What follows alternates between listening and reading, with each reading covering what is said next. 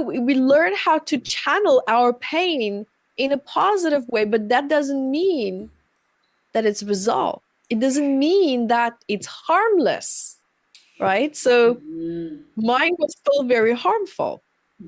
And a big part of something I want to touch on that you said that was so important, forgiveness is incredibly important. But what I realized personally for myself and where it perpetuated my anger was that I had to continue to work on myself until forgiveness was spontaneous. Right. A lot of people come to me and they say, Evette, I'm not ready to forgive. I can't forgive. And they even get angry just saying that, right? The Right. word Yeah. forgiveness just strikes fire in them. Yeah. And that's because they're trying to forgive someone when they haven't fully addressed the pain that they're in.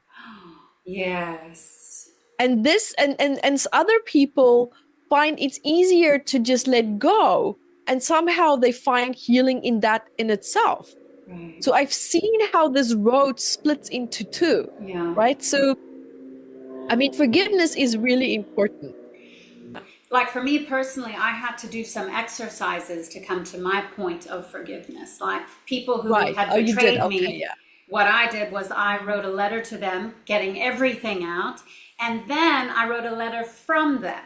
And that was my like life changing, because now I could empathize with their position, their viewpoint, or what, even though this was completely just an exercise done by myself with myself.